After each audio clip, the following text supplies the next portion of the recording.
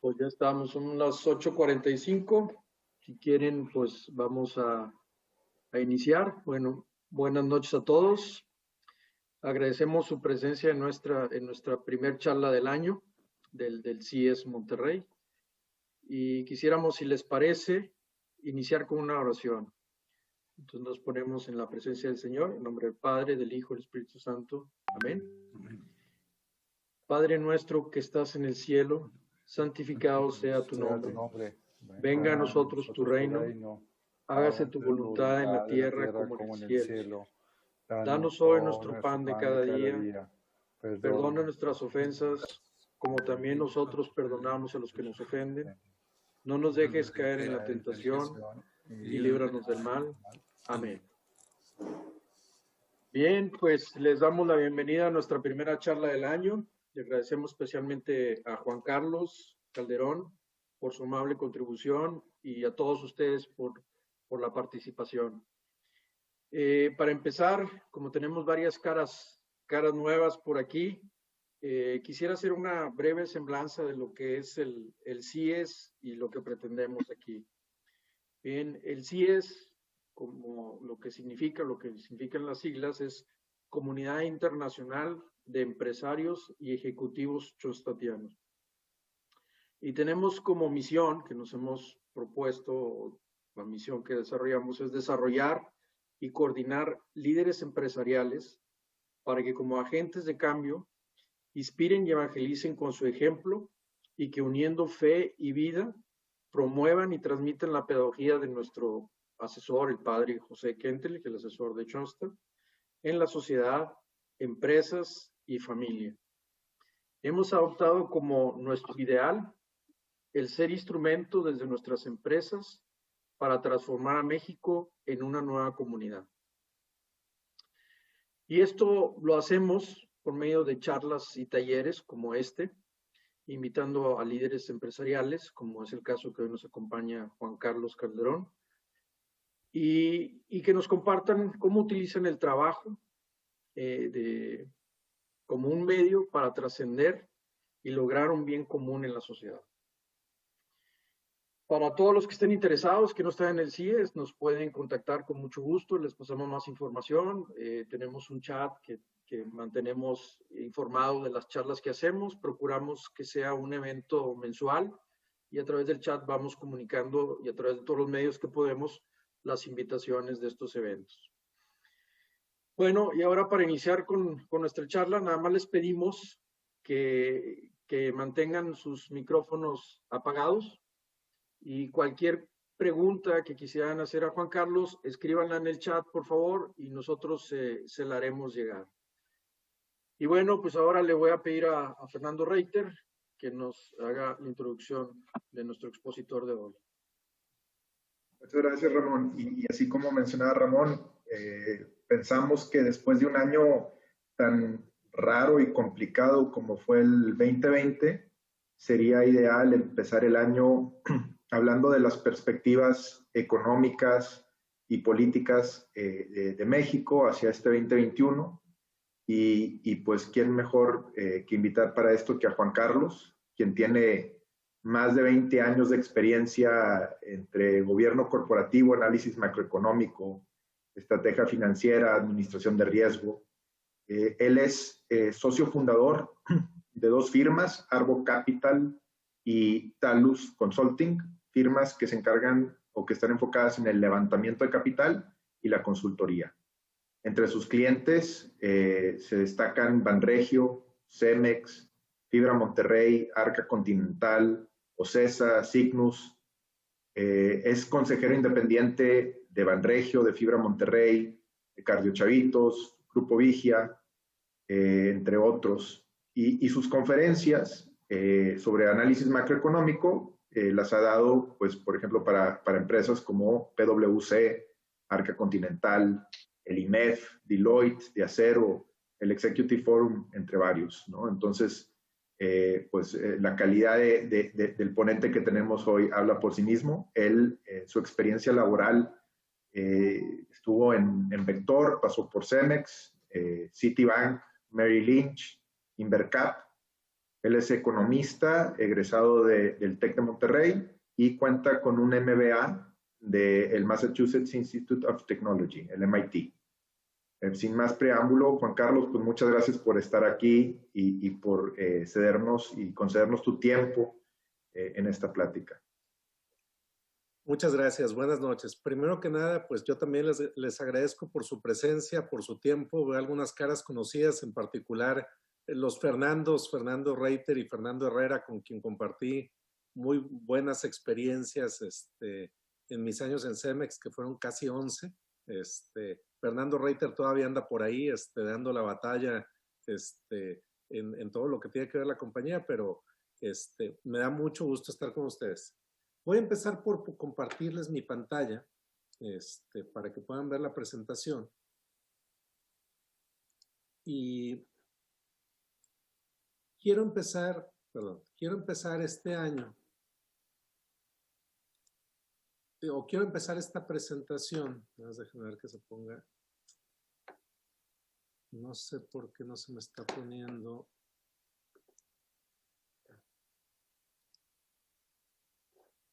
Le estoy apretando para pantalla completa para que sea más fácil. Listo. Entonces, quiero empezar esta presentación, como siempre, empezaríamos hablando de perspectivas económicas. Pero yo les quiero dar un enfoque diferente, ¿no? Y creo que va muy ad hoc con lo que ustedes son, como grupo, con un grupo inspirado en la fe, pero que a la vez tienen un pie en el mundo empresarial, profesional. Creo que todos los que están son líderes. Entonces, creo que en particular el cierre se les va a hacer lo más interesante. Pero yo quiero cambiarle un poco el título a la conferencia y decir que 2021 es el año del despertar global, ¿no? Y este despertar va mucho con un tema de conciencia.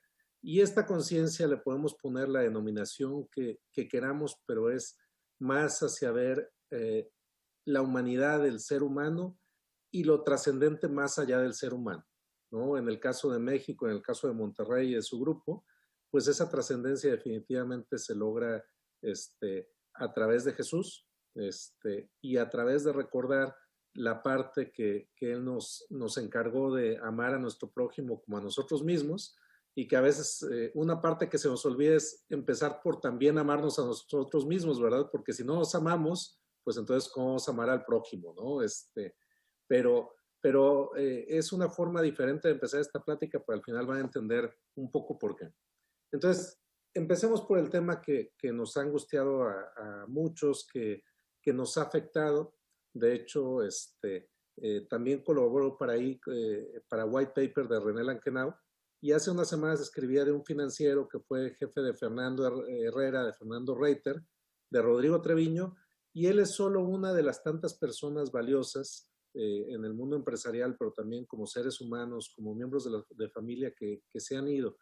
Y creo que esto nos debe llevar a una reflexión del valor de la vida, el valor de hacer las cosas a tiempo, de aprovechar bien nuestra vida, como creo que lo hizo Rodrigo, porque nadie sabemos cuándo nos vamos a ir, ¿no?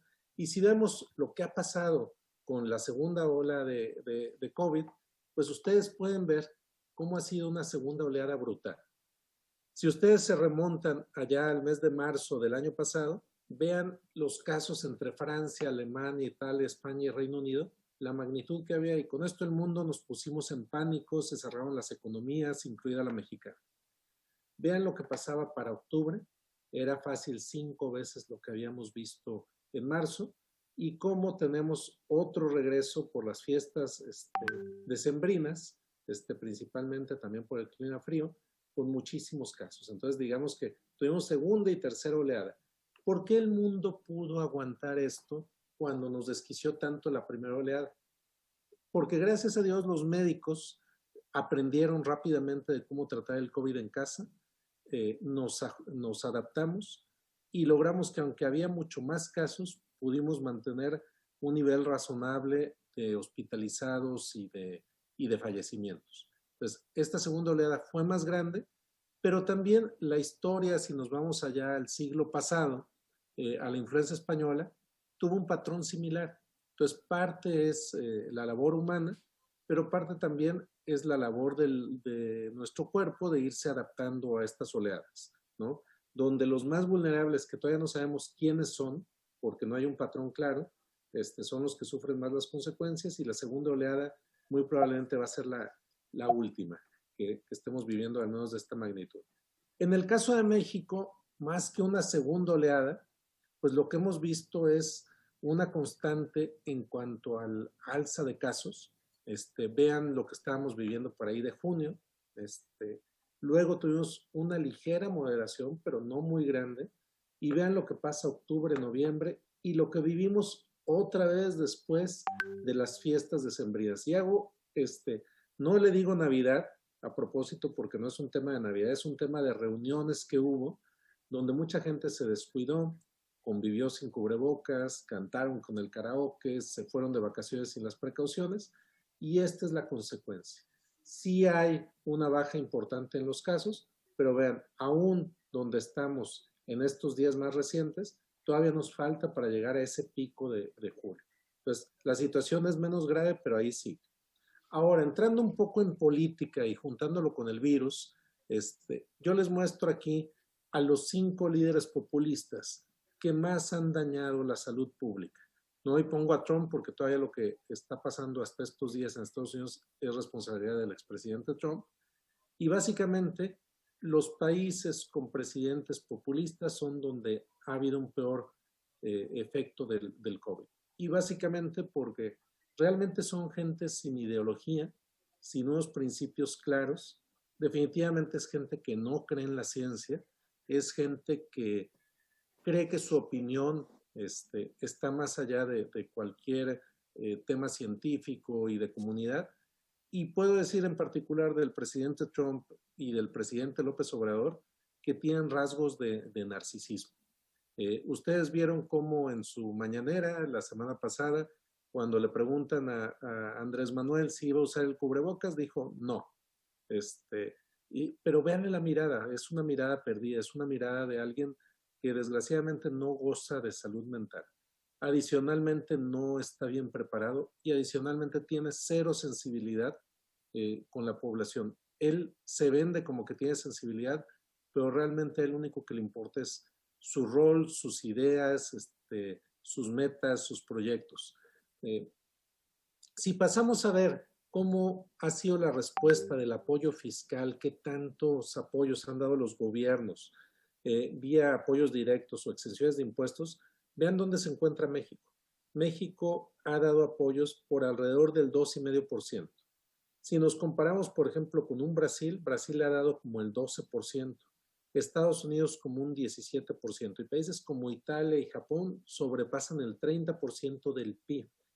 Entonces México, para bien y para mal, ha dado muy pocos apoyos. Para mal, porque eso nos ha hecho tener la crisis más profunda, no la más duradera, pero sí la más profunda de que tengamos historia, pero también no vamos a acabar sobreendeudados como otros países. Entonces, sufrimos más en el corto plazo, veremos cuáles son las consecuencias de largo, pero países desarrollados que tienen más capacidad de fondeo, creo que pueden tener problemas, pero países como Brasil seguramente les pasarán la factura después. Si vemos también cómo van las vacunas, y esto es hasta la semana pasada, Israel, que es un país muy pequeño, tanto en territorio como en población, vean, ya llevaba el 20% de la población, Reino Unido llevaba alrededor del 3%, y pues México ni siquiera alcanza a pasar la línea del eje. No le hagan mucho caso a las predicciones fatalistas, que a este ritmo nos vamos a tardar 17 años en vacunarnos, porque la verdad son predicciones muy simplistas y poco informadas, donde no toman en cuenta que la vacuna se aprobó finales de noviembre, principios de diciembre, y hay unas que son de más reciente aprobación. Entonces, aquellos de ustedes que están en industria saben que de que se aprueba un prototipo y se lleva a producción, pues esa etapa es lenta, pero habiendo ya la implementación, las economías de escala, esto va a ser mucho más rápido. Yo estimo que Estados Unidos, por ejemplo, para el mes entre septiembre y noviembre, va a haber vacunado a todos los que se quieran vacunar. Y entonces va a hacer un efecto que va a derramar, va a ser un spillover hacia otros países como nosotros. Y en particular yo les garantizo que muchos de los miembros que están en esta llamada se van a acabar vacunando en un Walgreens, en un CVS, en un H-E-B, en Texas, antes de que nos llegue aquí la vacuna, que podrá parecer injusto, pero pues eso provocará que se liberen vacunas para otras personas. Si vemos la tasa de mortalidad en México de pacientes hospitalizados es muy alta, es del 8.7%. Es mucho más alta que en cualquiera de los otros países. ¿Y esto qué nos dice? Nos dice muchas cosas. Tenemos problemas desde hacer pruebas de identificación. El sistema de salud pública en México está sobrepasado completamente. No es que tengamos malos médicos, ese no es el problema, es que tenemos pocos, con poco instrumental, con pocas camas de hospital, y eso está haciendo que tengamos una gran crisis. Si me dicen qué porcentaje de los hospitalizados deberían de estar falleciendo, perdón, de los sintomáticos, no son los, debería estar falleciendo por ahí del 2%. Cuando alguien es intubado en el Seguro Social, su probabilidad de fallecer es el 60%. Entonces, casi la intubación es una sentencia de muerte, o una confirmación de esa sentencia. En hospitales como el ABC de la Ciudad de México, que han liberado sus estadísticas, un intubado tiene 8% de probabilidades de fallecer. Entonces, realmente sí somos ejemplo, pero a nivel mundial, pero de cómo no manejar una crisis. Estamos en recientes encuestas de 100 países en el lugar 98 de los peores, de dónde está en esta crisis. Todos los que estamos en esta llamada somos muy afortunados y somos muy bendecidos de tener en nuestra mayoría la capacidad de o pagar un seguro de gastos médicos o pagar una hospitalización privada. Pero eso no es la realidad de nuestro país. Nuestro país tiene esta realidad, ¿no? Entonces, el semáforo sanitario, ustedes vieron cómo fue evolucionando, cómo estábamos ya para enero, y es cierto que el gobierno ha hecho una pésima labor. Estamos ante el gobierno más incompetente de la historia moderna de México, pero también es cierto que la población no se ha comportado bien. La población ha sido corresponsable de no usar mascarilla, de no cuidarse, de la población joven sentirse invulnerable, que ya hemos visto casos donde no es cierto, pero además han contagiado a adultos de más edad.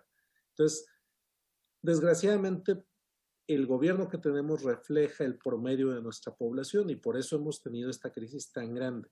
Y al rato entraré en un tema de qué hacer y de responsabilidad social, pero por lo pronto, pues el diagnóstico es, nos ha ido muy mal porque el gobierno lo ha hecho pésimo y la población también. Pero soy optimista que para el cuarto trimestre de este año se va a mitigar esta crisis en el mundo. Tenemos vacunas en tiempo récord y yo les puedo asegurar que en ningún momento de la historia se habían dedicado tantos recursos económicos, de capital intelectual, coordinación para vacunas. Universidades como el mismo MIT o Oxford han colaborado, se ha tenido más recursos que nunca. Entonces, por eso tenemos buenas vacunas. ¿Qué les falta a estas vacunas? Que es obvio, lo único que no se podía lograr, ver su efecto de largo plazo. Pero en cuanto a haber sido probadas con todo el personal, con todo el material necesario y con muchos casos, ya lo fueron. Entonces, yo les diría que en general las vacunas van por buen ritmo. O por buen camino. Yo les comentaba también hace rato de la historia de la influenza española. La segunda oleada, que también fue en etapa invernal, fue la peor y después, a pesar de no haber vacunas como hoy, se mitigó. Entonces, la propia biología y la propia naturaleza va equilibrando las cosas. Entonces, eso va a ayudar. Viene ya la etapa de producción masiva de vacunas. Entonces, lo que hoy parece muy escaso, al rato va a ser abundante y relativamente barato. El gran cambio en Estados Unidos con Biden, y no me estoy metiendo en temas de si son republicanos o demócratas, yo me juzgo un poquito más o evalúo un poco más el tipo de liderazgo. El líder que acaba de irse de la Casa Blanca era un líder muy inconsciente y con una enfermedad grave. Y no descarten que lo vamos a ver en 4 años competir por los republicanos, ¿no? Ya se perdió la oportunidad de que en ese juicio de desafuero como el que sufrió Andrés Manuel, se le hiciera convicto y que con eso ya no pudiera ser candidato. Y recuerden que el 47% de la gente votó por él. Pero Biden es un hombre bueno, es un hombre consciente, es un hombre con buena intención. Y mi último punto para estar optimista es que el sector privado va a producir vacunas porque va a ser negocio, pero también aquí, lo van a ver en Monterrey, que las empresas se van a coordinar con el Estado y en cuanto haya vacunas las van a traer. Entonces estoy más optimista en que esto, lo peor ya lo vimos, no hay que descuidarse, pero seguramente lo peor ya lo vimos. Si pasamos a política, y hablando de Joe Biden, si no tuvieron la oportunidad de ver el discurso de Biden, véanlo, está en YouTube, lo pueden leer cuando toma posesión. Fue un cambio radical de lo que vimos de la toma del Capitolio el 6 de enero a este discurso. Ese discurso de un hombre bueno, de un hombre consciente, de un hombre con principios. ¿Y qué trae en ese discurso? Parte es equidad racial. Él no cree en la división. Él está tratando de unir a su país. Trae también una estrategia, él sí, y empezando con el ejemplo para controlar el COVID y para dar cobertura médica accesible. Trae también estímulos fiscales y económicos. Ya empezó por reformar el sistema de inmigración o empieza a reformarlo. Ustedes ven que ya no se le puede dedicar un centavo más a la construcción del dichoso muro. Y trae un tema de energías renovables, que por cierto no son las culpables del apagón ni en Texas ni aquí en Nuevo León. Eso lo están mencionando empresarios y políticos que se benefician de las energías fósiles, ¿no? ¿Cuál va a ser el impacto en México de Biden? Bueno, seguramente va a haber mejores oportunidades de vida en Estados Unidos y con menos acoso a los migrantes. Creo que el 2021, dada la combinación de Estados Unidos y de dónde está México, puede ser el primero en muchos años donde tengamos una migración positiva neta hacia Estados Unidos.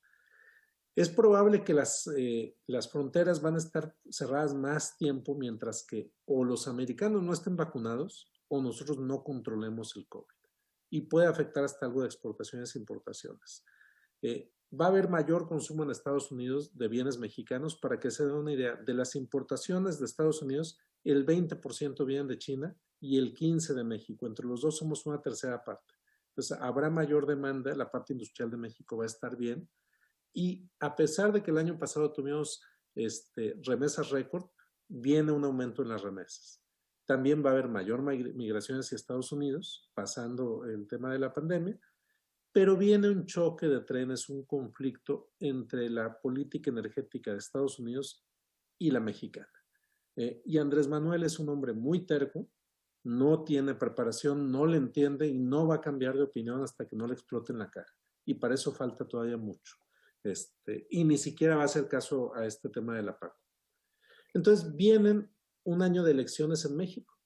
Nada más vamos a elegir a 21,368 representantes, ¿sí? Ahí les tengo separado donde hay gubernaturas, diputaciones y ayuntamientos, donde solo hay ayuntamientos. En Nuevo León tenemos todo, gobernadores, diputados y alcaldes, ¿no? Pero en todo el país va a haber por lo menos diputaciones, ¿no? Entonces, es un año que tiene mucha carga política. Se coordinaron las elecciones y ahorita hay una gran preocupación. La preocupación es que Morena va a intentar que se aplacen las elecciones hasta por 2 años con pretexto del COVID. Si eso pasa, entonces la estabilidad política del país está en riesgo. Ojalá que no pase, no debería de suceder y creo que los indicadores van a estar bien en cuanto a COVID para el verano. Hay que salir a votar. También aquí nuestro López-Gatell local, el señor de la O, la verdad es que sin motivo amenazaba desde enero que se podían aplazar las elecciones y parecería que era más porque su jefe, el Bronco, se lo pidió y para amenazar a los empresarios. Entonces, aquí tenemos un foco rojo. Ahora, ¿qué factores hay en contra de Morena? No se me emocionen mucho porque luego vienen los factores a favor. Entonces, en contra es, ha tenido un paupérrimo desempeño en la economía y desempleo. Ha tenido un pésimo manejo de la crisis del COVID-19. Ha habido múltiples crisis en la Ciudad de México. Hay una alta inseguridad en una buena parte del país, y la alianza PRI, PRD y PAN les puede afectar. Entonces, esto está en contra. Pero ¿qué tiene a favor? Han dado apoyos económicos a los más pobres. Y estos pobres, el 42% de la población en México gana como familia menos de 7,000 pesos al mes. Entonces, crean que para ellos recibir de 1,500 a 2,500 pesos por familia de apoyo de Andrés Manuel los hace que sean aliados fieles. Y no tengan la menor duda que Andrés Manuel les va a decir, si votas por alguien más, te lo van a quitar. Entonces, tiene una base Andrés Manuel muy leal. Recuerden que en Estados Unidos, a pesar de todo el desastre que hizo Donald Trump, el 47% de la población votó por él. A pesar de todo el desastre que hizo Donald Trump, los republicanos prefirieron no hacerlo convicto de los cargos. Realmente se ha perdido completamente la brújula de la honestidad y de la sensatez política. Y no estoy hablando de la ideología republicana o demócrata, que ahí cada quien tendrá sus preferencias. Estoy hablando de simplemente algo tan obvio como la incitación que hizo a la violencia y a la toma del Capitolio. Decidieron mejor no acusarlo. Por algo mucho menor le hicieron la vida más difícil a Bill Clinton, por su desliz con Mónica Lewinsky, que esto que es de mucho más gravedad. El discurso de Andrés Manuel, polarizante, es muy efectivo, porque véanlo, los pobres que hemos descuidado, llega alguien y les dice que no es culpa de ellos, que es culpa de alguien más, y que esos más, esos que tienen la culpa, somos los que tenemos más, y nos llama fifís, neoliberales, etc. Entonces, eso es muy efectivo con la población. Además, los candidatos de la oposición son muy pobres. Hoy seguramente, o estos días les han llegado la lista de redes sociales de los candidatos, exfutbolistas, actores y actrices, pobre. Y si hablamos de Nuevo León, y espero no ofender sensibilidades, si volteamos a ver los candidatos a la gubernatura, es un circo patético, donde vemos el candidato del PAN, que era innombrable hace unos años porque nos dijo que su hermano vendiendo quesos recibía cantidades millonarias. Si vemos al candidato de Movimiento Ciudadano, en teoría es un hombre preparado, en práctica, y a mí me ha tocado compartir foros con él, es un hombre que no entiende y que tiene un ego y una vanidad enorme. Si vemos al candidato del PRI, que ha sido un alcalde razonable, desgraciadamente pertenece al grupo de Rodrigo Medina, el gobernador más corrupto que ha dado este estado. Y si vemos a la candidata de Morena, que ellos la escogieron bien en el sentido de que era la que tiene mayor preferencia, pues hay muchas sospechas de corrupción de Clara Luz y de Abel Guerra, ¿no? Entonces realmente tenemos la elección de votar por el menos malo. Y la verdad es que el menos malo, ya ustedes lo escogerán cuál es, pero creo que con eso viene el siguiente punto, que es divide y vencerás. Los que votan por Morena están bien unidos. Los que votamos por alguien más estamos divididos, ¿no? Entonces, yo no tengo altas expectativas de que a Morena le vaya muy mal, porque la competencia que tiene enfrente es muy mala, los apoyos son muy efectivos y el discurso de Andrés Manuel de dividir es muy efectivo. Si pasamos al panorama global, hay varios riesgos. Uno de estos riesgos es estancamiento económico. Ese riesgo se va a desvanecer a nivel global. En México puede subsistir, pero Estados Unidos nos va a ayudar.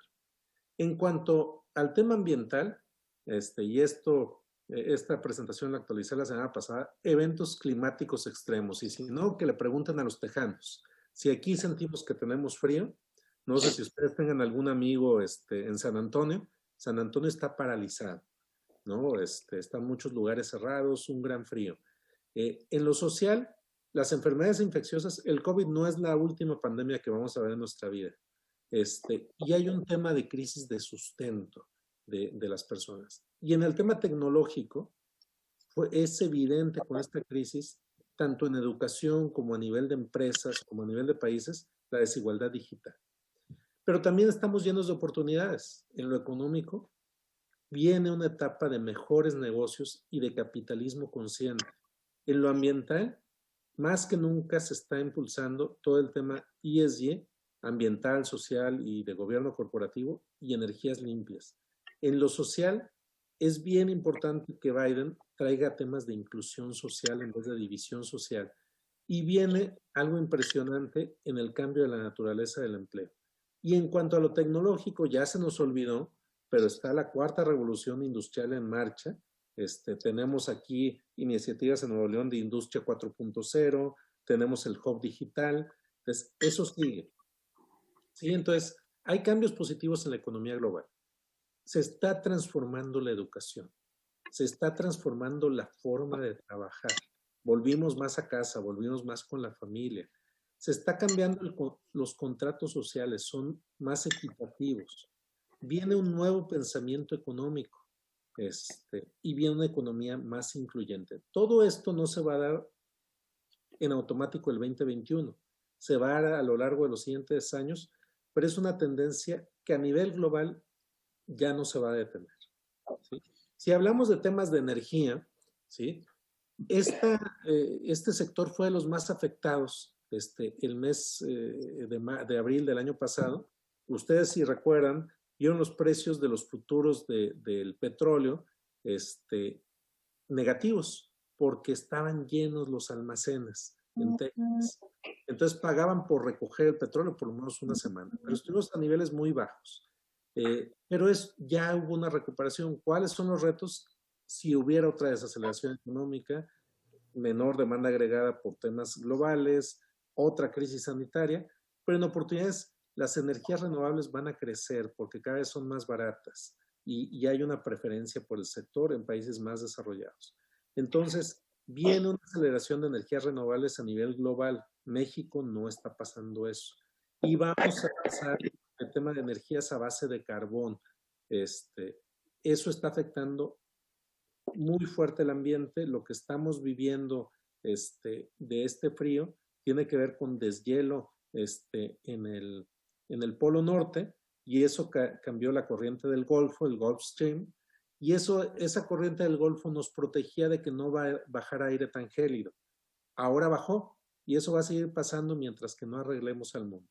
Y recuerden, cuando estuvimos en la peor etapa de la pandemia, se recuperó parte de la capa de ozono, se bajó el consumo de CO2, entonces no es imposible detenerlo, es muy difícil tener la voluntad.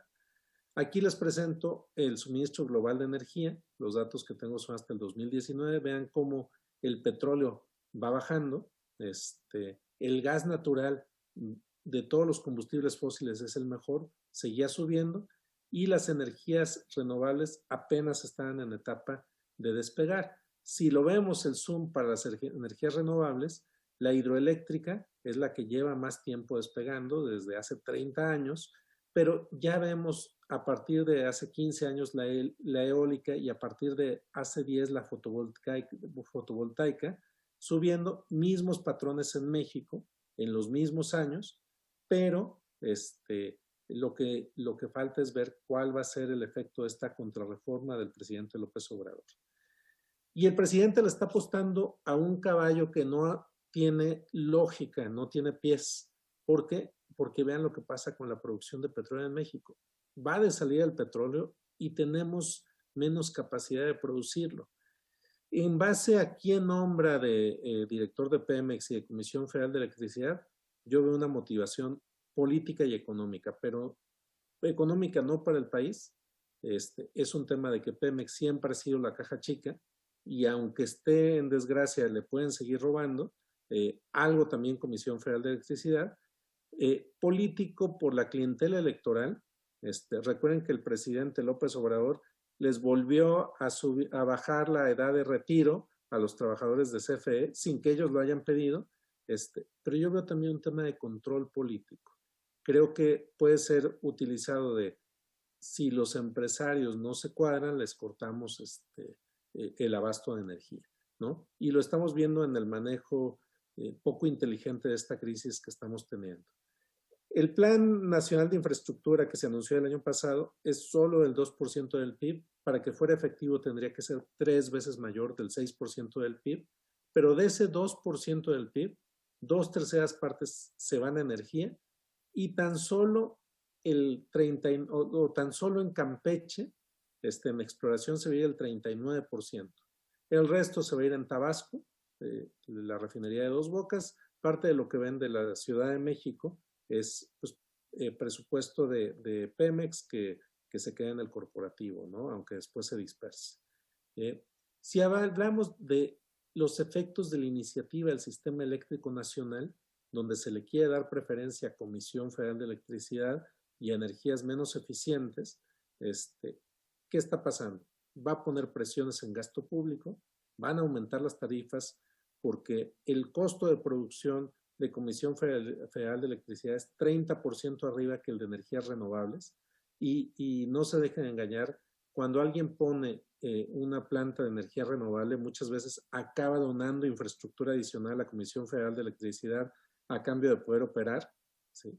Está habiendo un fuerte desincentivo a la inversión privada. El aeropuerto de la Ciudad de México es juego de niños comparado con el impacto que tiene esta contrarreforma energética.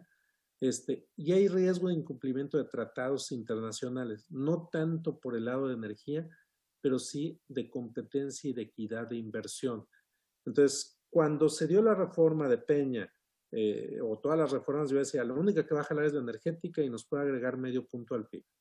Estábamos a punto de cosechar esos frutos y lo que está haciendo este gobierno y la Cuarta Transformación creo que nos puede costar por la falta de confianza que va a seguir sembrando, más la subida en costos de 1 a 2% del PIB.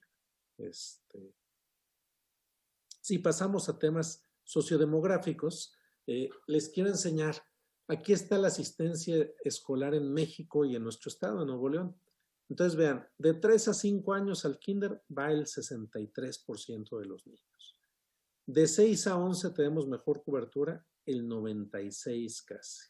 De 12 a 14, 90 y 93%. Pero, ¿qué pasa terminando la primaria, mediados de la secundaria? Solo el 45% de los jóvenes y el 44% de nuestro estado van a la escuela. Hay deserción, se ponen a trabajar o son ninis. Entonces, esta es la foto de asistencia escolar y esto es muy grave.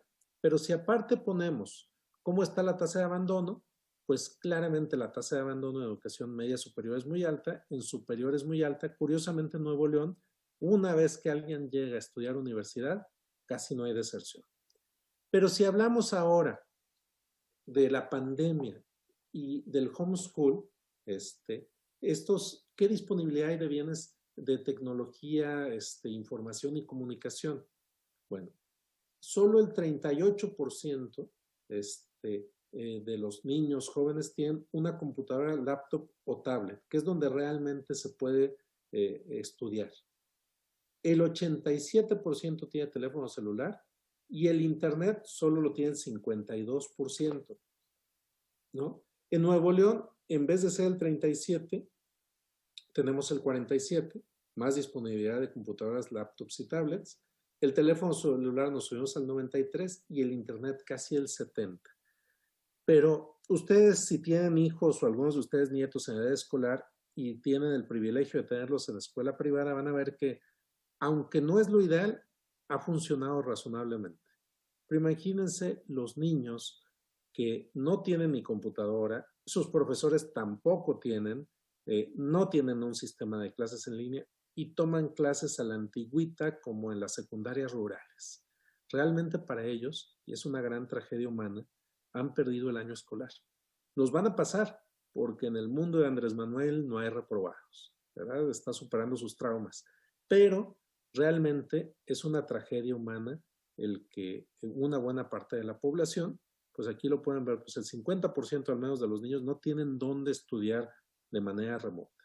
Entonces, el COVID se va a ir, pero vamos a tener crisis de educación y crisis de salud mental por años por venir. Pasando a economía, ¿Cómo se ve el panorama global? Aquí les pongo el PIB al cuarto trimestre del 2020, cambio trimestre contra trimestre para ver cómo iba progresando, la inflación hasta enero y el desempleo hasta diciembre. Entonces, si yo les doy el resumen, el PIB iba muy bien hasta el tercer trimestre en recuperación. Para el cuarto, se detuvo en varios países, en la eurozona, en Rusia, en México. Estados Unidos iba bien, Brasil iba bien, China iba bien. El desempleo relativamente alto, aunque en México parece que ya habíamos recuperado, pero ahorita les voy a enseñar la radiografía de eso, y la inflación controlada. ¿Sí? El crecimiento mundial, de acuerdo al Banco Mundial, el año pasado decrecimos 4.3%, se estima que este año crezcamos 4% y el siguiente año 3.8%. Si vemos crecimiento en Estados Unidos, se pronostica el 3,5%, en la zona euro 3.6%, en Japón 2.5% y en China 7.9%, recuperación total en estas economías. En cuanto a América Latina, México, el Banco Mundial pronostica 3.7%, Argentina 4.9% y Brasil 3%. Pero vean que ni sumando los crecimientos del 21 y el 22, en ninguna de estas economías, quizás la excepción puede ser Brasil, pero México no nos vamos a recuperar. Si bien nos va, para recuperar lo del 2020, vamos a tardarnos 3 años. ¿Por qué? Vimos una caída histórica el segundo trimestre del 18.7% año a año, y luego se fue recuperando un poco en los trimestres subsecuentes. Algo que les quiero enseñar es la tasa de desempleo. Abajo tienen la tasa de desempleo que ustedes escuchan tradicionalmente, ¿no? Esa tasa de desempleo ha sido en promedio 4.3% por los últimos 10 años. Y estábamos alrededor de 3.5% antes de que empezara la crisis de la pandemia. Pero esta tasa es muy laxa. Con ustedes estar ocupados 4 horas a la semana, se les considera empleados. Yo les quiero presentar una medida alternativa que es la tasa de desempleo extendida, donde tenemos los desocupados que forman parte de la población económicamente activa, la PEA, pero también hay un grupo que se llaman disponibles, que es gente que está capacitada para trabajar, que puede trabajar, pero que no está buscando trabajo. ¿Y por qué es importante esta tasa? Porque miren, era aproximadamente 13.6% a febrero del año pasado. Pero para abril, 12 millones de mexicanos que antes estaban en la población económicamente activa, salen de ella y dejan de buscar trabajo. ¿Por qué? Economía cerrada, miedo al contagio, o pensaban que no iban a encontrar trabajo. Eso hace que esa tasa se va de ese 13.6% a un 32% para el mes de mayo. Y si le sumamos la gente que quería trabajar más, los subocupados, el número se va al 52%. ¿Dónde se ve esa tasa hoy? Se ve en el 17.8%. Falta de recuperar. Igual que falta de recuperar en la tasa tradicional. Parece que falta poco, pero la verdad es que es una foto incompleta. ¿Por qué? Aquí les presento año a año cómo se han perdido en las barras naranjas empleos y mes a mes. Vean, se han perdido empleos de 2 a 3 salarios mínimos, el 21%. De 3 a 5 salarios mínimos, el 31% de los empleos totales. Y de más de 5 salarios, el 32%. Son números muy grandes. 1 de cada 5, 1 de cada 3. ¿Y por qué han sido compensados? Por empleos de hasta un salario mínimo que han crecido el 11.9 y de 1 a 2 salarios mínimos el 3.3. ¿Por qué no les cuadran estos números de 20 y 30 con estos 11 y 13? Porque aquí está mucho más parte de la población. Entonces se recuperó el empleo, pero con empleo de mucho menos sueldo y calidad. Pasando a tasas de interés, ustedes ven que ya Banco de México, aquí tenemos las tasas de Banco de México, las de la Fed, la línea gris es el spread. En los últimos 5 años andábamos rondando un 5.25, 5.5%, pero viene esta bajada fuerte de tasas de la Fed que se va del 1.25 al 25. Banco de México baja las tasas, ya estamos en 4%, y tenemos un diferencial de 3.75%, el diferencial más bajo en muchos años.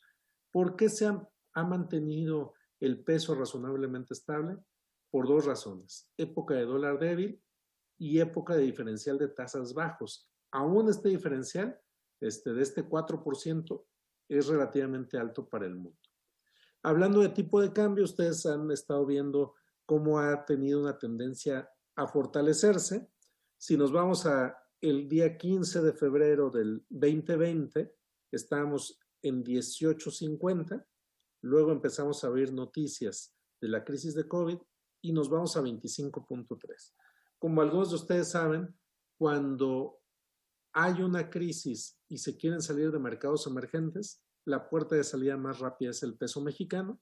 Por eso rápidamente nos depreciamos, nos vamos a 25.3 y luego poco a poco se ve que no era solo de nosotros y no fue de tanta gravedad económica como se esperaba y vamos recuperándonos. Recientemente hemos estado con tendencia a depreciarnos un poco.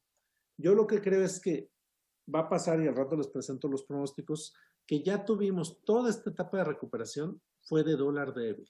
Parte por las elecciones americanas, Trump, parte de estímulos fiscales. Creo que va a mantenerse una época de dólar débil por unos 4 meses y luego se va a revertir la tendencia y el dólar empezará a estar más fuerte. Y eso va a impedir que el peso se aprecie a niveles de 18.50, aunque lo pueda hacer temporalmente. Entonces, nuestra economía, ¿qué ventaja tiene? Tenemos viento a favor del exterior. El paquete económico de Biden va a tener spillover en México, la vacunación acelerada en Estados Unidos y Europa va a ayudar a que se recupere el turismo, el Tratado México, Estados Unidos, Canadá, que se firmó en el verano, nos quitó 4 años de incertidumbre en cuanto a la inversión en temas comerciales con Estados Unidos, la guerra comercial con China, entre China y Estados Unidos, también nos está ayudando, y las tasas bajas. Todo eso ayuda a que México crezca. Pero desgraciadamente somos nuestros peores enemigos, nuestros peores enemigos. ¿Y qué está pasando? Y en particular el gobierno federal, pues 1, tenemos un ambiente muy incierto para la inversión. 2, tenemos la contrarreforma energética.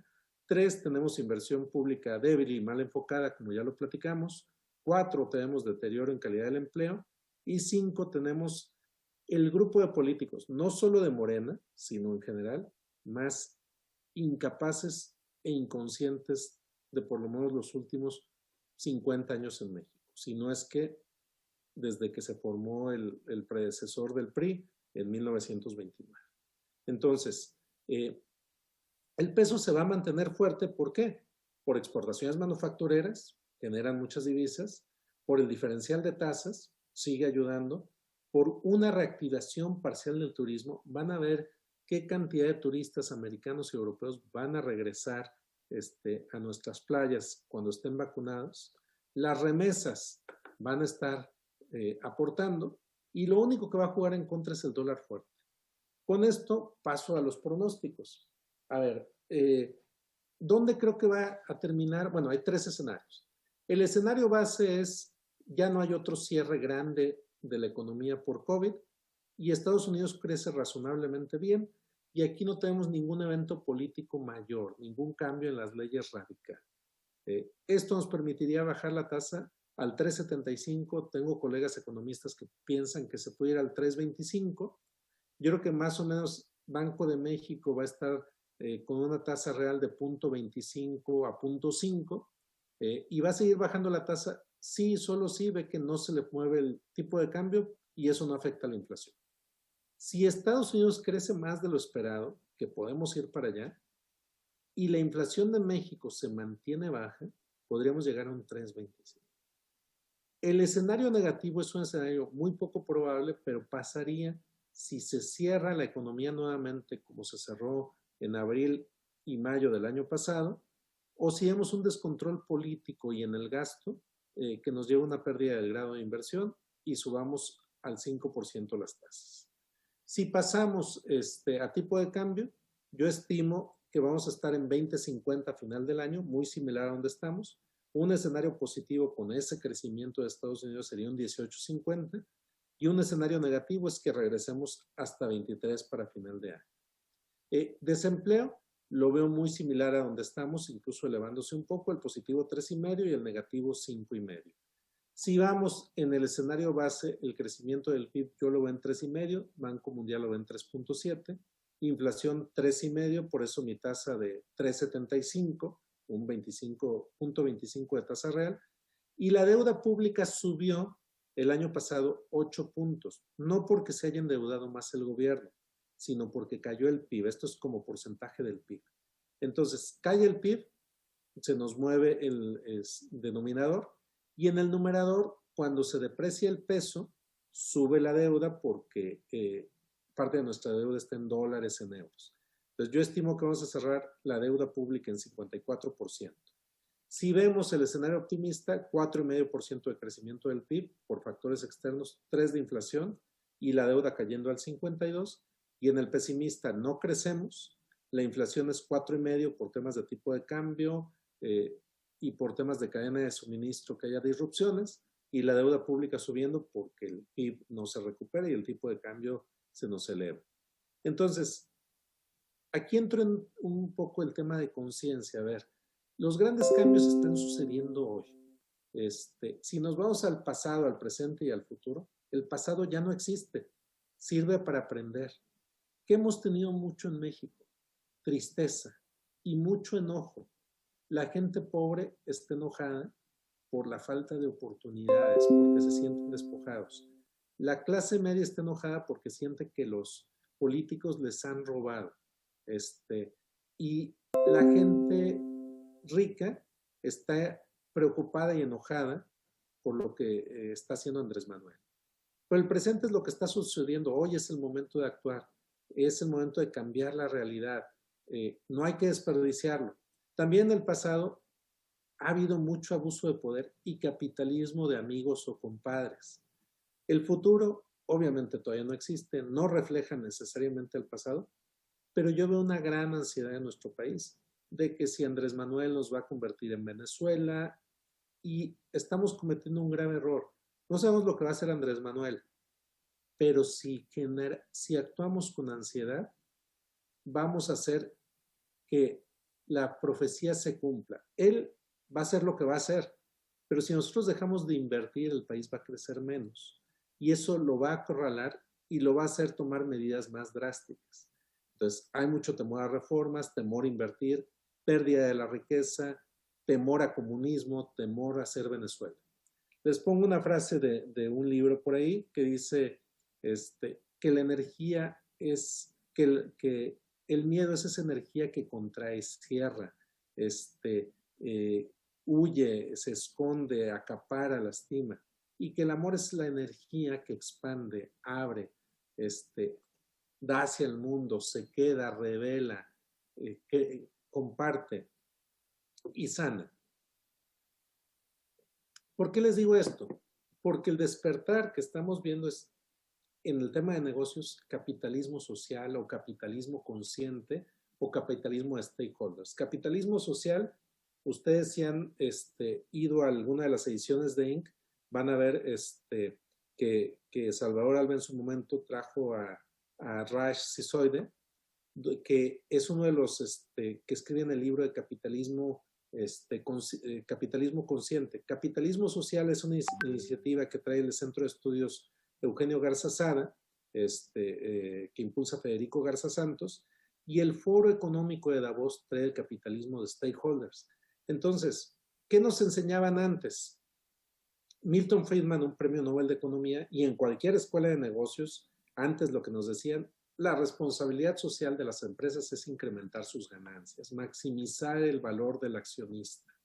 ¿Qué nos dice John Mackey de Capitalismo Consciente? Las personas no son un recurso, son una fuente. Los seres humanos son fuentes de creatividad, son fuentes del futuro. Entonces, ¿qué nos dice el capitalismo consciente? Hay 4 pilares: cultura, liderazgo, propósito y estas partes relacionadas a sus stakeholders. La cultura se debe basar en valores, en principios y prácticas que formen un ambiente laboral y que unan a las partes relacionadas al propósito. El liderazgo, un líder consciente comprende que el propósito debe generar valor y armonía a todas las partes relacionadas. El propósito de un negocio no debe de ser solo generar dinero, es inspirar y captar a las partes relacionadas. Y todos los stakeholders, el negocio debe generar valor con ellos y para con todas estas partes relacionadas como empleados, clientes, comunidades, ¿no? Si vemos lo que nos dice Klaus Schwab del Foro Económico Mundial en Stakeholder Capitalism, dice, la sociedad civil es importantísima porque ahí está el propósito. Y en la sociedad civil están las iglesias. Las compañías son importantes y claro que hay que generar utilidades porque si no, no son sustentables. La comunidad internacional debe estar enfocada en que haya paz y los países y estados en que haya una prosperidad equitativa, ¿sí? Y en medio de todo esto están las personas y el planeta, que somos los seres humanos y dónde vivimos. Y el planeta incluye a toda la naturaleza. Entonces, si hablamos de tener un bienestar sustentable o sostenible, vemos que no solo importa el capital financiero, que es lo que mide el PIB, ¿sí? Por ahí Andrés Manuel dice que el PIB no refleja la realidad y tiene razón, pero él no le entiende. Debemos de tener capital humano, debemos de conservar nuestro capital natural y debe haber un capital social de armonía y equidad y todo eso se interrelaciona, ¿sí? Entonces, el bienestar realmente no es solo ingreso y consumo, implica salud y seguridad, conocimientos y habilidades, identidad cultural, empleos y alojamiento o vivienda, ocio y conexiones sociales, compromiso civil y gobierno y bienestar subjetivo. Entonces, si nos enfocamos en el aquí y ahora, ¿qué hay que hacer para estar listos? Temas de capitalismo consciente, social o stakeholders, temas ESG, ambientales, sociales y de gobierno corporativo que ya están empezando a ser importantes en las empresas mexicanas y para los inversionistas internacionales. Estamos en una etapa de aprendizaje de por vida. Hace 40 años una carrera garantizaba trabajo, hace 20 una maestría. Hoy tenemos que aprender todo el tiempo. Debemos de estar enfocados en mayor inclusión y también en adoptar la tecnología. Entonces, el liderazgo hacia adelante, ¿cómo debe de ser? Debe estar basado en 4 inteligencias. Y esto se los dejo a ustedes, ahí está en el libro de la Cuarta Revolución Industrial, para que se queden pensando. Y esas 4 inteligencias son la contextual, la que normalmente relacionamos con el IQ, por eso ahí lo pongo con un cerebro, la emocional, cómo es el manejo de nuestras emociones, de nuestro trato a los demás, la parte inspiradora, y esa parte inspiradora tiene que ver con todo lo más espiritual, religioso, y la parte física, que el cuerpo tiene su propia sabiduría y hay que cuidarlo. Entonces, un líder integral tiene estas 4 dimensiones, ¿sí? Y todo esto nos lleva a una conciencia con nosotros mismos y con el planeta. Les platico muy brevemente qué estoy haciendo con otras personas en mi despacho y que traemos iniciativas. Son 2 fondos, uno que estamos en etapa de estructuración y fondeo, uno se llama Hyperion y va enfocado a la educación, porque vemos que hay muchas necesidades en nuestro país y en general en Hispanoamérica. Y otro se llama Hídrica y va enfocado a invertir en el ciclo integral del agua para que las poblaciones tengan agua. Entonces, el de educación, y si tomo este factor de capitalismo de stakeholders, pues debe incluir temas de talento educacional, nuevos relevantes, inversionistas con el tema de utilidad social, tecnología y gobierno para que todo esto genere estudiantes y comunidad de aprendizaje. Y el del agua debe tener un impacto social, debe tener un beneficio económico, un beneficio ecológico, beneficio de salud y desarrollo económico. Y se los quise poner como ejemplos, son 2 iniciativas que yo traigo, pero ustedes pueden tomar este marco y decir qué iniciativas quiero que tengan un impacto más allá de las utilidades, ¿no? ¿Qué hacemos en el despacho? Ayudamos a crear mejores empresas en México que sean competitivas, que generen buenos empleos con buenos salarios, que logren retornos atractivos para inversionistas y que enriquezcan todo lo que los rodea, su ecosistema y que contribuyan al crecimiento y desarrollo de México. Y con esto cierro la presentación de ¿y por qué le llamo el año del despertar global? Voy a dejar de compartir pantalla para pasar a preguntas y respuestas. Carlos, muchas gracias por la presentación. Realmente creo que nos dejas boquiabiertos en muchos de estos conceptos, en la profundidad de tu ponencia. Le quiero recordar a todos que cualquiera que tenga una pregunta, por favor, la escriba en el chat de aquí de Zoom y con mucho gusto la leemos. De entrada, Juan Carlos, creo que tocaste aquí un tema interesante, el tema y lo dijiste por ahí, que en el caso de que hubiera un escenario muy negativo para México, tendría que haber algo que nos llevara a perder el grado de inversión, ¿verdad? Y cuando vemos la deuda, la deuda sobre el PIB, como bien mencionas, traemos un 55-56% de la deuda sobre el PIB, ¿no? El tema aquí es, de cierta manera, y tú también tocaste en esto, que Pemex es un fondo, no tiene fondo. Es un barril sin fondo. Bueno, es un barril sin fondo. Y hemos visto cómo el gobierno de Andrés Manuel ha buscado invertir en Pemex y tratar de salvar a Pemex. Cuando sumamos la deuda actual de Pemex al PIB, ¿verdad? Esos 110 millones de dólares o más que tienen, ¿verdad?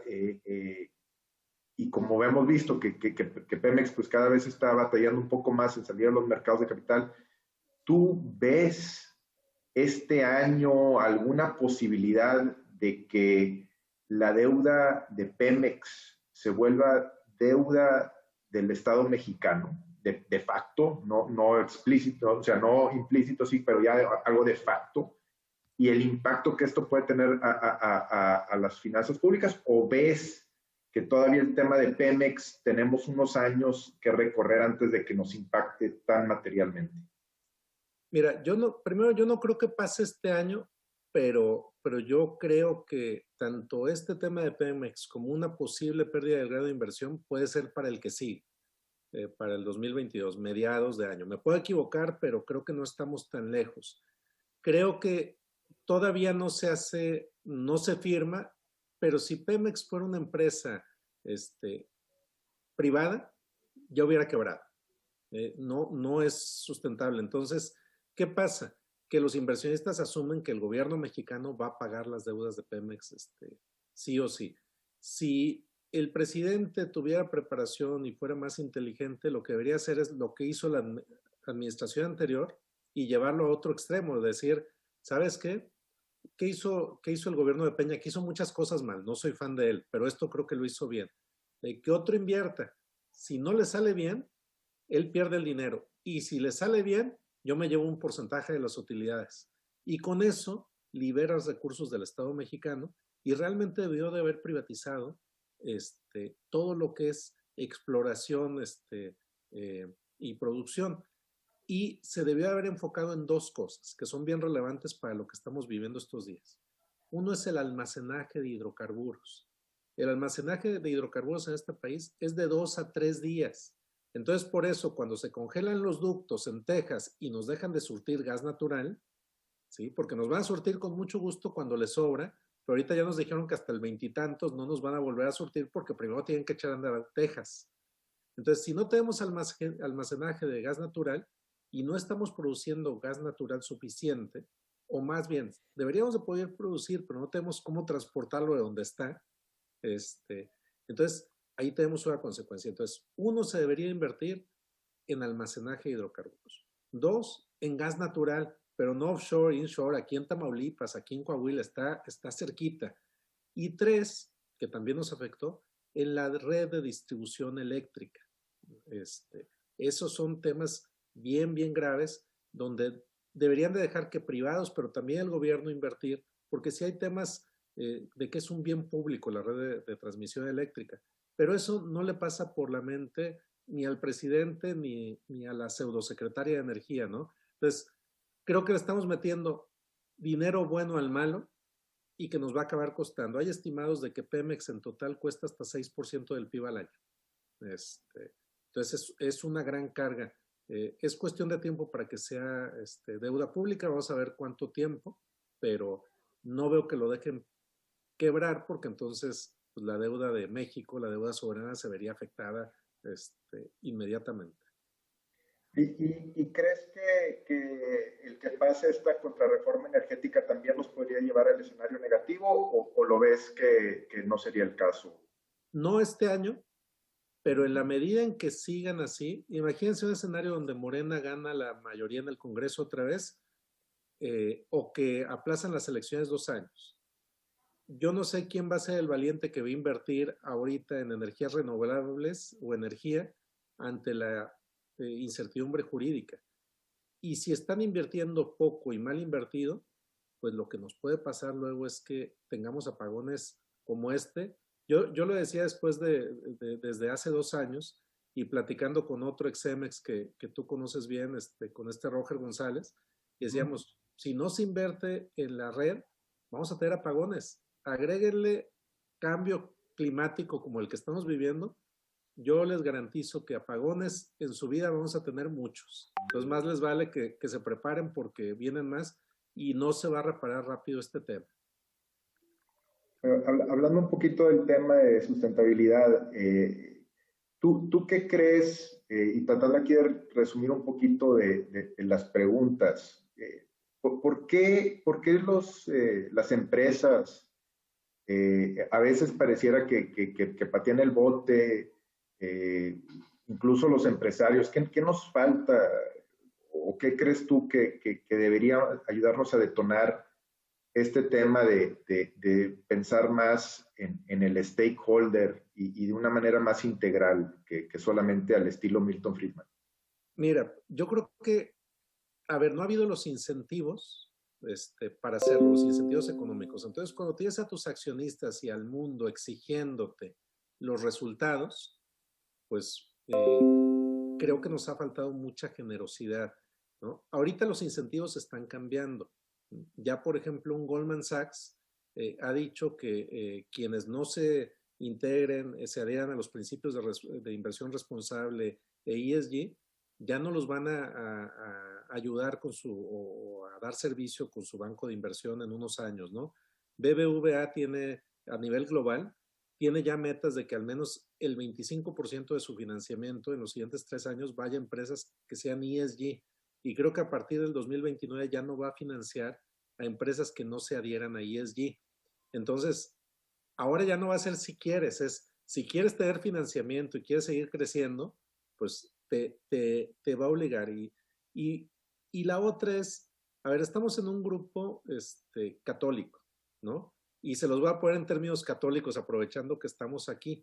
Creo que nos ha faltado mucho amor al prójimo, ¿no? Estamos enfocados nada más en el trabajo y nos ha faltado amor al prójimo y amor a la creación, ¿no? Entonces decimos, pues lo importante es tener éxito, ganar dinero, producir, y nos olvidamos, por un lado, del planeta, que al final de cuentas es una tontería porque es nuestra casa, pero parte también, vean lo que nos pasó con Andrés Manuel.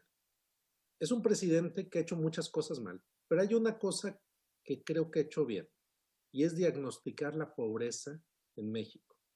Entonces, vean lo que hace este hombre. Llega y no solo les da dinero, que eso va a pasar y que hasta Ricardo Anaya lo traía como un salario mínimo o como un ingreso mínimo universal. Les da dinero, que les hacía falta. Luego les sube el salario mínimo y se los ha estado subiendo al 15%, que también es correcto. Pónganse en el lugar de esta gente. Nosotros somos unos privilegiados, todos los que estamos aquí.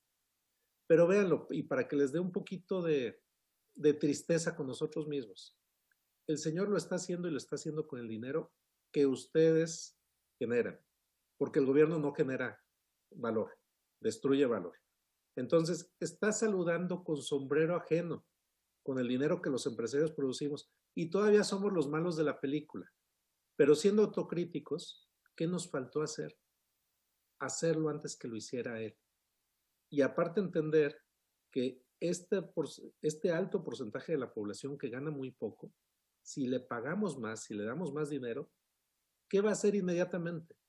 Va a ir y va a consumir comida. Se gasta el 50% de su ingreso en comida. Va a consumir vestido, va a consumir transporte. Entonces, todo ese ingreso va a regresar para hacer más negocio, se va a retroalimentar.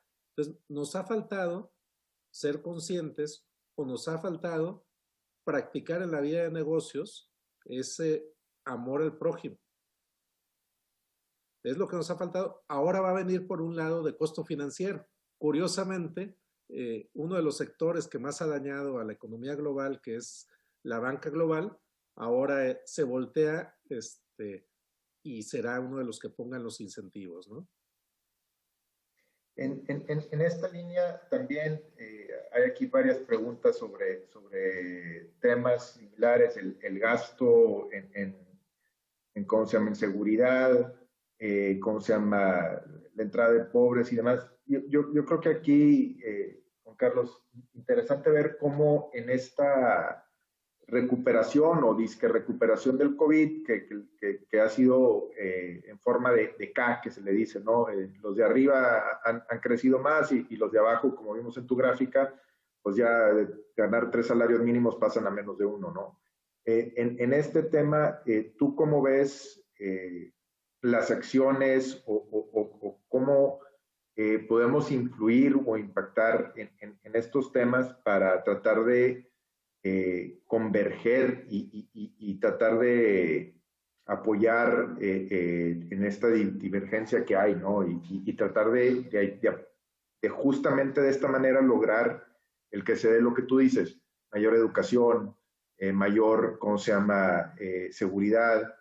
Tú en las iniciativas que estás presentando al final, ¿tú cómo ves esto o qué apoyo ves tú del empresariado que podría haber o por dónde lo vemos? Sí, mira, yo creo que este gobierno ha gastado mal, ¿no? Y sus prioridades son las ideas del presidente que ustedes han visto desde sus libros.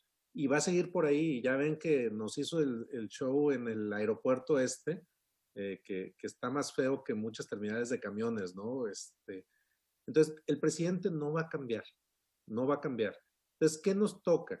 Como empresarios, empezar por los que nos rodean, o sea, pagarle bien a nuestra gente. Si podemos apoyarlos con algún tema de becas o de algo de servicio de gastos médicos, aunque sean menores, les ayudamos. Los que están o estamos en una posición razonable económica, no andar exprimiendo al proveedor y pagarle a no sé cuántos días. Digo, si no hay, pues hay que estar, pues uno está apretado y se tarda en pagar.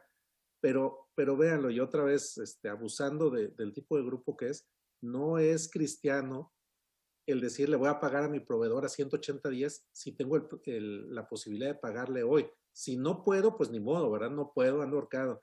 Pero hay que pagarles porque generamos bienestar. Le damos una patada al proveedor que se nos va a regresar en inseguridad o al empleado. Entonces, en la medida que podamos ser generosos en el pago, ¿no? Ser generosos en lo que damos, tener un propósito noble, ¿no? Ustedes podrán escoger el propósito noble de la empresa. Entonces, eso es bien importante. Luego hemos sido también muy apáticos en la política. Recuerden que antes había empresarios más metidos en la política y con valores. Y desde el empresario más grande que ha dado esta ciudad, y quizás este país, Eugenio Garza Sada, vean lo que hizo don Eugenio. ¿Quién fue el primero que dio vivienda? ¿Quién fue el primero que dio salud? ¿Quién fue el que dio recreativos? Y aparte, todavía le dio tiempo, o sea, centros recreativos, todavía le dio tiempo de hacer el TEC de Monterrey. Yo me pregunto, ¿dónde hay empresarios así? Y no tenemos que dejar un legado de ese tamaño, con que dejemos algo, ¿no? Entonces, ese es el legado. Y la otra, empujar en el tema político también, porque los políticos, si a los empresarios nos ha faltado hacer, bueno, los políticos están muy, muy mal y los de todos los colores. Entonces, a través de cámaras tenemos que poner más presión y yo creo que algo que es bien importante, ahorita olvídense de los partidos políticos porque no hay ni a quién ir, ¿no? Yo creo que de lo que hay que tratar de coordinarnos y apoyar al candidato más capaz o menos malo. ¿Dónde no hay pretexto para hacer las cosas? En casa, y en casa me refiero a nuestro hogar y a la casa empresarial que representamos. Ahí no necesitamos que depender de nadie, es una decisión de ustedes. Si ustedes son dueños directivos, son decisiones de ustedes. No se tienen que esperar a que Andrés Manuel haga algo. No lo va a hacer, que les quede bien claro. Va a seguir haciendo lo que está haciendo hoy y si se siente acorralado va a empeorar. Yo creo que ya una última pregunta, porque ya estamos ya estamos a las 10, pero ¿tú opinas que habría una posibilidad de que Estados Unidos principalmente hubiera algún tipo de demanda internacional contra México por esta contrarreforma energética? Digo, ya lo dijeron, ¿verdad? Pero ¿tú qué opinas al respecto? Y si esto lograría cambiar un poquito el rumbo hacia donde va México, ¿no? Yo creo que es sumamente probable que pase. Y me regreso un poco a la relación cómo era de Andrés Manuel con Trump. Los dos son narcisistas, los dos son populistas, pero se entendían muy bien porque el pacto implícito entre ellos es, imagínense que yo soy Trump, Andrés, si te sometes a mis deseos, en estas 2-3 cosas del muro, de mantener a los migrantes allá, me das ciertas concesiones en el tratado, te dejo hacer lo que quieras en tu casa y no me meto contigo. Y Andrés Manuel lo aceptó. A ninguno de los dos les gustan las instituciones. Vean que Trump casi dinamita las instituciones más importantes de Estados Unidos, como lo está haciendo, Andrés Manuel aquí. ¿Qué cambia con Biden? Biden es un hombre de instituciones. Biden no se va a ir por un acuerdo de ese tipo. Entonces, va a haber un enfrentamiento importante, y creo que sí puede afectar a México. ¿Qué tanto se va a echar para atrás Andrés Manuel? Creo que Biden le tendría que poner una amenaza fuerte que le afecte. ¿Por qué creo que no vamos a hacer Venezuela? Porque estamos justo abajo de Estados Unidos. Y Estados Unidos no se va a permitir tener un Venezuela aquí abajo. Antes, literal, nos invaden a permitir que haya eso. Entonces, creo que vamos a tener una relación muy complicada México-Estados Unidos por estos temas, aunque Biden empezó con la mejor voluntad, quitando el tema del muro y resolviendo muchos temas de migración. Bueno, pues muchas gracias, Juan Carlos. La verdad es que pues muy retador la plática. Yo creo que nos pones la vara alta y pues la verdad es que pues muchas gracias por tu participación y por tu tiempo, la verdad. Muchas gracias primero a ti, Fernando, por la invitación, digo, que representas en esa invitación al grupo, y a todos, porque sé que ya a esta hora todos estamos cansados después de tantas videoconferencias, de tantos Zooms, y que estuvieron aquí. Les agradezco mucho y ojalá que entre todos en nuestras empresas hagamos algo. Aquí en negocios le llamo capitalismo social o consciente, ¿no? Nada más les digo así, en los negocios demuestren el amor al prójimo. Si hacen eso, ya lo hicimos, ¿no? Apliquemos lo que ven en la doctrina de la iglesia, lo que ven en Schoenstatt, hagámoslo en los negocios. Déjense guiar por su fe ahí y olvidémonos un poquito de la utilidad. Hay que ser coherentes. Lo que creen en la iglesia, pues hay que aplicarlo en los negocios. Haciendo eso vamos a estar muy bien. Pues muchísimas gracias, Juan Carlos. Excelente ponencia y creo que, como dijo Fernando, nos ponen la vara muy alta. Ojalá que esto que vimos hoy nos ponga esa semillita para este año, como dice Juan Carlos, del despertar global y aplicarlo a nuestras empresas, y pues que eso es lo que pretendemos. Muchísimas gracias a todos por su participación y bueno, seguimos en contacto para los siguientes eventos. Muchas gracias, Juan Carlos. Gracias. Buenas noches. Buenas noches a todos. Buenas noches, gracias. Buenas noches, Gracias, muchas gracias. Buenas noches. Gracias, buenas noches.